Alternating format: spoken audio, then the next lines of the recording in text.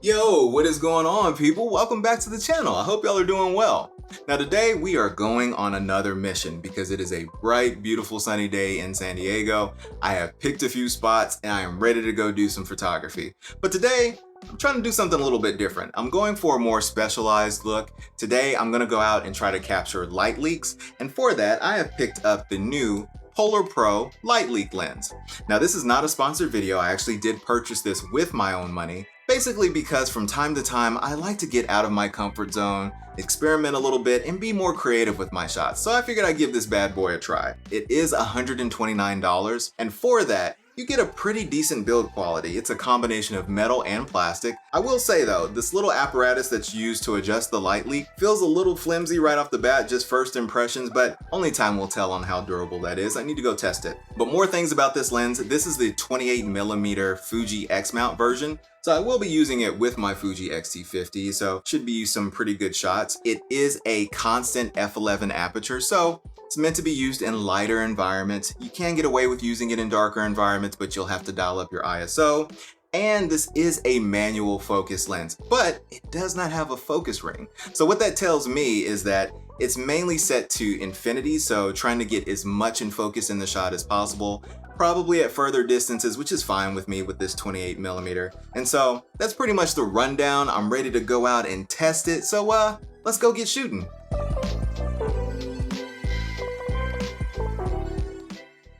Okay, y'all, so we are at our first location. We're gonna see if we can get some good shots here and see what we can do. We're right across from the bay, so we can kind of look into the downtown area, hoping to get some good light leaks here and see what we can do.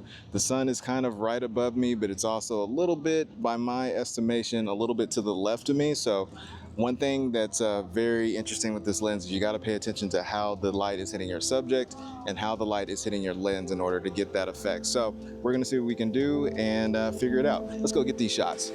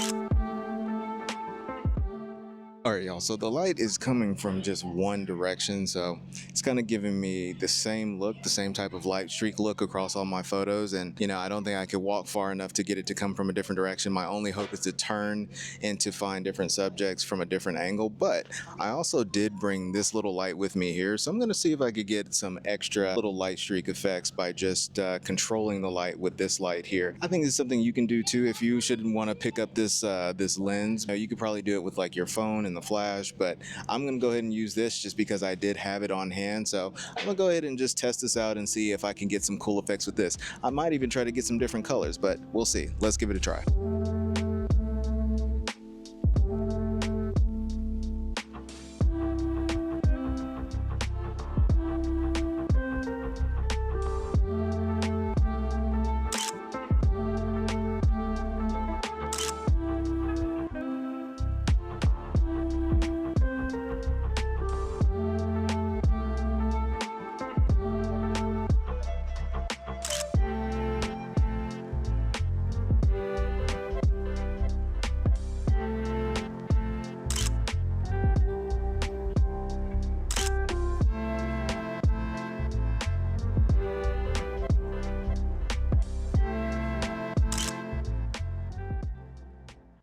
I don't know how good I'm doing with this lens here. You know, I'm trying my best. It's a lot of trial and error. I don't think this little portable light is strong enough. I think I'm getting some good shots. I'm still trying to learn this lens and try to see what I can do best for this, and you know, hopefully I will get the hang of this. But TBD, I haven't seen the shots yet. Y'all have probably seen the shots, and y'all will let me know if it's trash or not. But hopefully they're good. The sun is starting to go down, so maybe I'll try to get some nighttime shots and use my my little portable light to really get those more accented light leaks. I have a feeling they might show up more in nighttime, so we'll see how that goes. I'm gonna check in with y'all in a bit.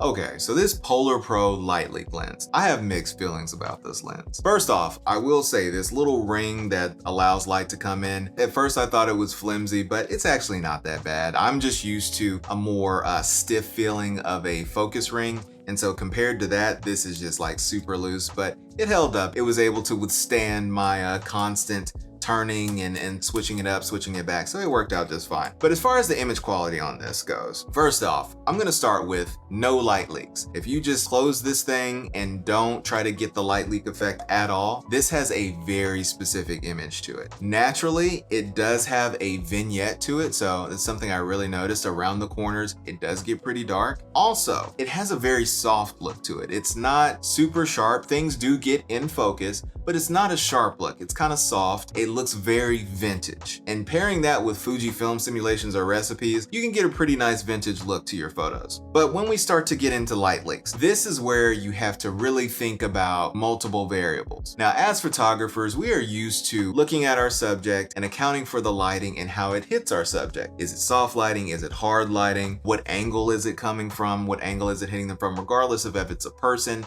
if it's a building, if it's a landscape, we're paying attention to that. But with this lens, you have to add another variable in it because you're not just looking at your subject and the light that's hitting them, you're also looking at the light that is hitting this lens. If you go out shooting and you're just using the sun as your light source for both your subject and to get that light leak effect, it's gonna be rough on you because for me, I was trying to focus on my subject, and once I got them, the light wasn't in the right position. So no matter which way I turned this ring, I could not get the light leak to come in because my source wasn't in the right position. And when I moved to get in the right position so my light source could hit it, I was no longer looking at my subject. And so that was kind of tough for me. Now, changing it up to controlled light, like what I was doing with my little portable light, using that was so much better. When you can control the light source that's hitting this light leak lens, it becomes so much easier to use. Now, I will say, a lot of the light leak effects that I was getting wasn't quite what I had hoped for. Typically, what I had seen before is more hard edges to the light leaks, and that's what I was going for, but I was getting more color casting across the image, especially using the RGB light, and it was just more soft lighting. But I will say, I was able to get some of those hard edge lighting in certain occasions, particularly with the night shots. But just shooting with this, testing it, moving the little ring around in order to allow the light to come in from different angles, and then just moving around my little portable light, it was not bad. It wasn't bad. Now, if you don't have a portable light, that's fine. You can just get your phone, turn on your flash here, and it works just the same. The only difference is you won't get the RGB effect. You'll probably just get the regular little daylight on your flash. Now, what I will say is that the light leaks definitely looked more prominent as it got darker outside, which kind of makes sense because light, dark, contrast, and you get a much stronger effect. And so I really liked how some of those shots came out, even though this was at f11 and I had to crank up my ISO in order to get some exposure going. But just looking at the images here, hold on, let me zoom y'all out. I think they came out all right. You know, I think we got some pretty good effects. I think some of the light leaks are kind of overpowering the images for some of these, but you know, I think there are a few that really came out really well. Part of it is probably just me as a photographer and moving the light, getting the light in the right position, because this is not something I do often. Like I said, I'm trying to get out of my comfort zone and practice new styles, new effects with photography. I think I did a decent job for my first go around. You know, I think these images came out all right. Again, they do look kind of soft, but they are in focus. And so I think if you're going for this specific effect, I think this lens is really great. So final verdict, would I recommend this lens? I don't think so. I think that if you're looking for a special light leak effect, you could probably achieve the same thing in editing if you get some light leak packs or something like that to add to your photos in Photoshop or Affinity Photo, a nice little blend filter with the light leaks. You can get the same effect. I would not recommend this as an everyday lens. Definitely wouldn't recommend it as an everyday lens because, like I said, it has a very specific vintage look to the images. If you're looking for something more pristine and sharp and looking more modern, and I'm not even talking about the clinical Sony look, I'm talking about just regular Fuji sharp with a little bit of character to it. This is definitely not the lens for you because it gives that soft vintage feel to it. I would much rather use the Fuji 27mm f2.8 as my everyday lens than this one. But if you're looking to do a lot of stylistic photos, you might want to look at this lens. Like I said, you can add the light leaks in post, but this does have some additional characters to it that kind of gives your photos a different look and feel. And if that's your thing, this might be the lens for you. But with all that said, y'all, those are just kind of my thoughts on this lens. You know, it's not bad, but it's not something I'm gonna use super often. You know, I may pull it out when I am trying to do some product photography, trying to get some really cool style to my photos, when I'm trying to create some really stylistic photos for design and to put in UX design. That's a topic for another video. But yeah, this is a few and far between use lens for me. But with all that said, y'all, I'm gonna go ahead and get up out of here. If you like this video, go ahead and drop this video a like. If you haven't subscribed, go ahead and hit that subscribe button for me, and go ahead and hit that notification bell to stay informed on any future content I got coming up. But until then, y'all, I will catch y'all later.